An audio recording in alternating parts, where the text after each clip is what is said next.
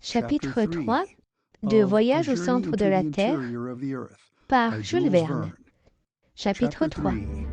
The runic writing exercises the professor.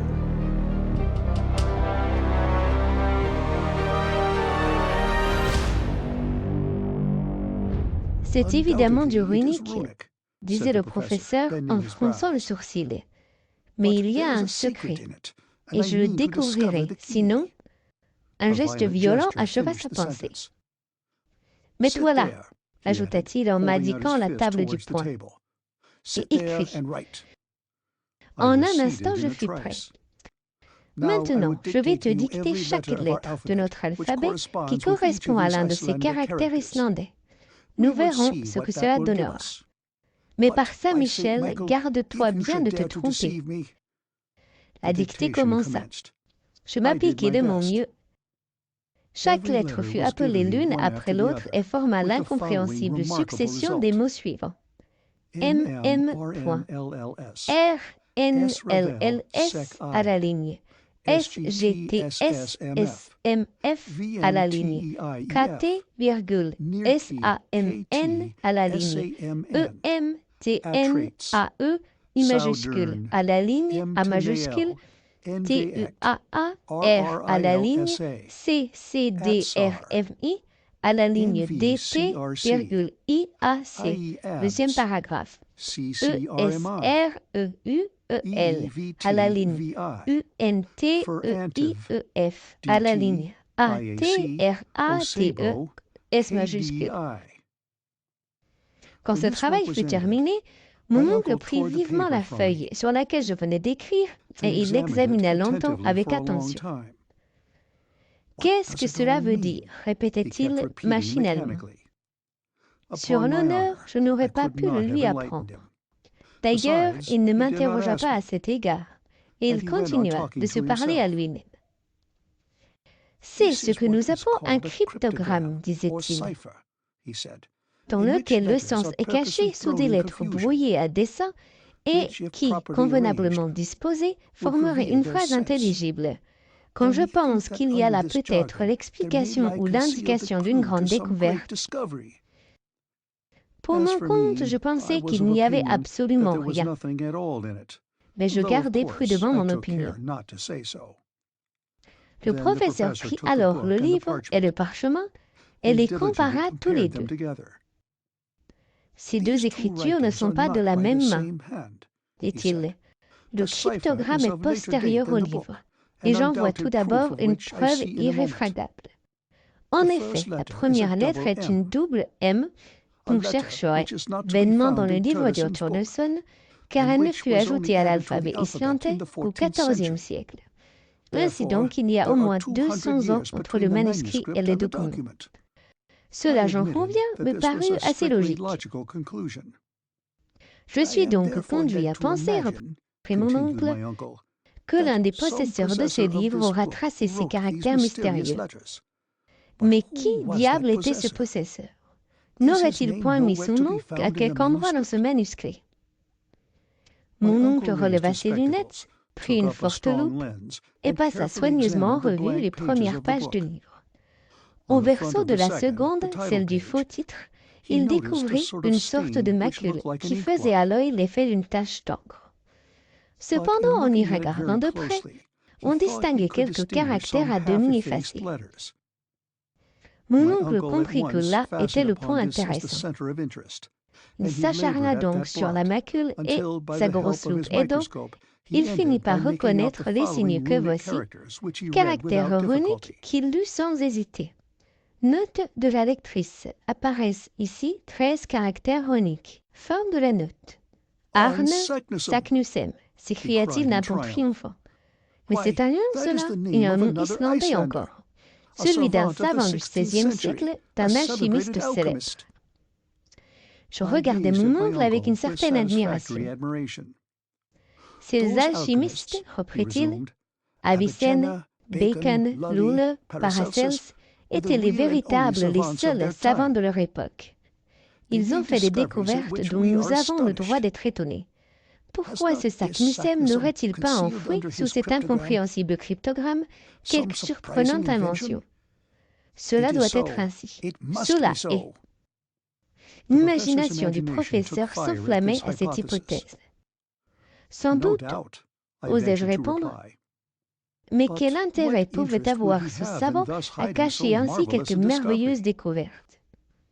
Pourquoi, et, le sais-je, Galilée n'en a-t-il pas agi ainsi pour Saturne? D'ailleurs, nous verrons bien. J'aurai le secret de ce document et je ne prendrai ni nourriture ni sommeil avant de l'avoir deviné. Oh, pensai-je. Ni toi non plus, Axel, reprit-il. Diable, me dis-je. Il est heureux que j'ai dîné pour deux. D'abord, fit mon oncle, il faut trouver la langue de ce chiffre. Cela ne doit pas être difficile. À ces mots, je relevai vivement la tête. Mon oncle reprit son soliloque. Rien n'est plus aisé. Il y a dans ce document 132 lettres, qui donnent 79 consonnes contre 53 voyelles. Or, c'est à peu près suivant cette proportion que sont formés les mots des langues méridionales, tandis que les idiomes du Nord sont infiniment plus riches en consonnes. Il s'agit donc d'une langue du Midi. Ces conclusions étaient fort justes. Mais quelle est cette langue? C'est là que j'attendais mon savant, chez lequel cependant je découvrais un profond analyste. Ce Saknussemm, reprit-il, était un homme instruit. Or, dès qu'il n'écrivait pas dans sa langue maternelle, il devait choisir, de préférence, la langue courante entre les esprits cultivés du XVIe siècle. Je veux dire le latin. Si je me trompe, je pourrais essayer de l'espagnol, du français, de l'italien, du grec, de l'hébreu. Mais les savants du XVIe siècle écrivaient généralement en latin. J'ai donc le droit de dire, a priori, ceci est du latin. Je sautai sur ma chaise. Mes souvenirs de latiniste se révoltaient contre la prétention que cette suite de mots baroques pût appartenir à la douce langue de Virgile. Oui, du latin, reprit mon oncle, mais du latin brouillé.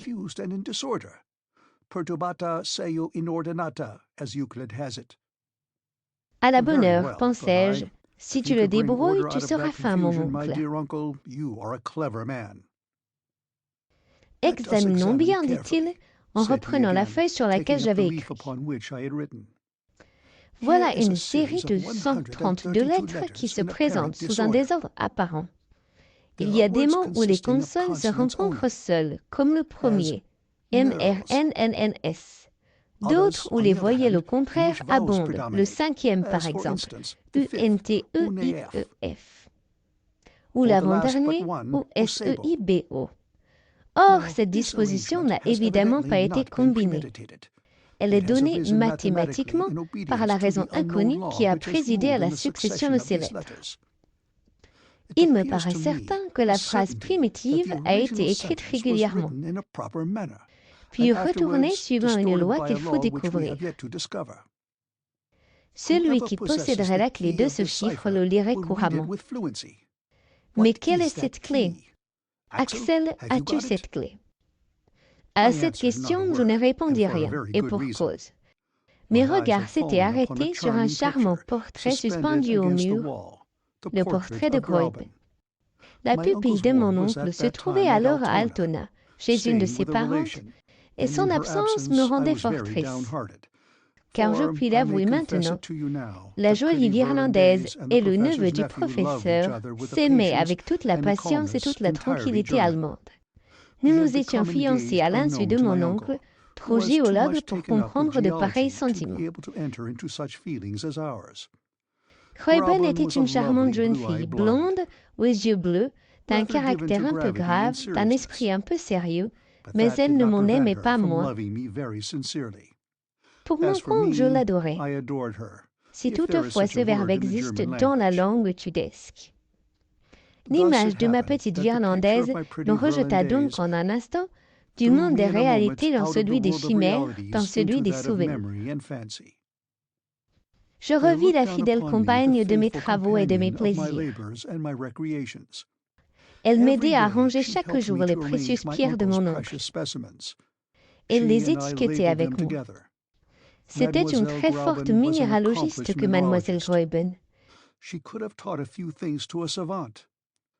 Elle aimait à approfondir les questions ardues de la science.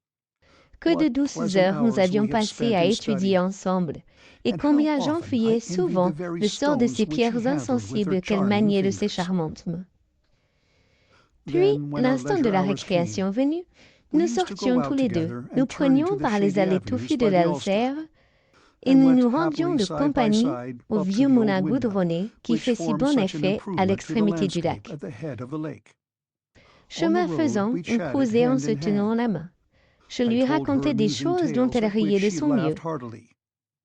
On arrivait ainsi jusqu'au bord de l'Elbe et, après avoir dit bonsoir aux cygnes qui nagent parmi des grands nénuphars blancs, nous revenions au quai par la barque à vapeur. Or, j'en étais là de mon rêve, quand mon oncle, frappant la table du poing, me ramena violemment à la réalité.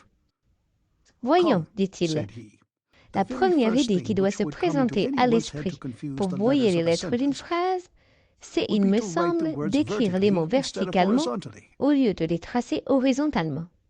Tiens, pensai-je, il faut voir ce que cela produit, Axel. Jette une phrase quelconque sur ce bout de papier, et au lieu de disposer les lettres à la suite les unes des autres, mets-les successivement par colonne verticale, de manière à les grouper en nombre de 5 ou 6. Je compris ce dont il s'agissait, et immédiatement j'écrivis de haut en bas.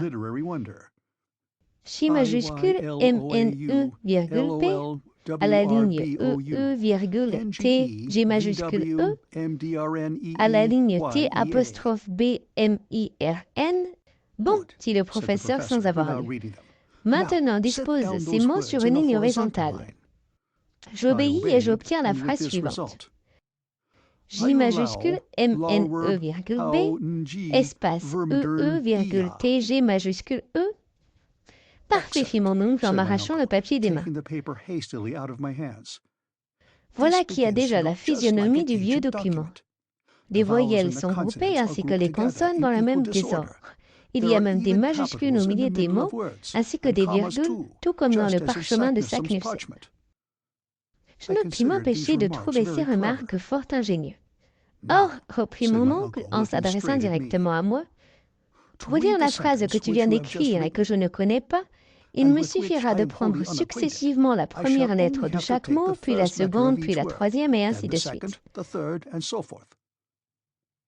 Et mon oncle, à son grand étonnement et surtout au mieux, lut « Je t'aime bien, ma petite Graüben, point d'exclamation. »« Hein ?» fit le professeur. Oui, sans m'en douter, en amoureux maladroit, j'avais tracé cette phrase compromettante.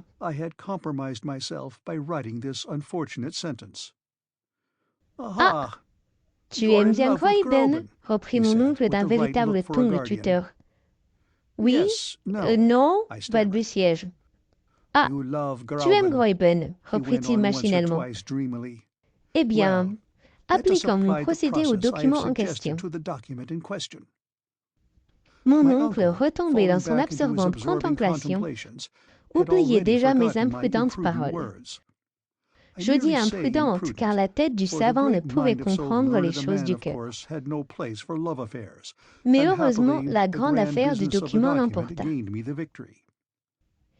Au moment de faire son expérience capitale, les yeux du professeur Lindenbrock lancèrent des éclairs à travers ses lunettes. Ses doigts tremblèrent lorsqu'il reprit le vieux parchemin. Il était sérieusement ému. Enfin, il toussa fortement. Et d'une voix grave, appelant successivement la première lettre puis la seconde de chaque mot, il me dicta la série suivante. M-M-E-S-S-U-N-K-A, E majuscule E-N-R-A majuscule point, I-C-E-F-D-O-K majuscule point, S-G-N-I-T-T-A-M-U-R-T-N, E-C-E-R-T-S-E-R-R-E-T-T-E, virgule R-O-T-A-I-V-S-A-D-U-A, virgule E-T-N-E-C-S E-D-S-A-T-N-E, espace L-A-C-A-R-T-N-I-I-I-L-U-J majuscule, S-I-R-A-T-R-A-C, S majuscule A-R-B-N-U-T-A-B-I-L-E-T-M-E-K, espace M-E-R-E-T-A-R-C-S-I-L-U-C ou Y majuscule S, L-E-F-F-E-N, S majuscule, N-I majuscule. En finissant, je l'avouerai, j'étais émotionnée. Ces lettres nommées une à une ne m'avaient présenté aucun sens à l'esprit. J'attendais donc que le professeur laissât se dérouler pompeusement entre ses lèvres une phrase d'une magnifique latinité. Mais qui aurait pu le prévoir? Un violent coup de poing ébranla la table. L'encre rejaillit et la plume me sauta des mains. « Ce n'est pas cela !» s'écria mon oncle. « Cela n'a pas de sens commun !» Puis, traversant le cabinet comme un boulet, descendant l'escalier comme une avalanche, il se précipita dans Königstrasse et s'enfuit à toutes jambes. Fin du chapitre 3, enregistré par Indy.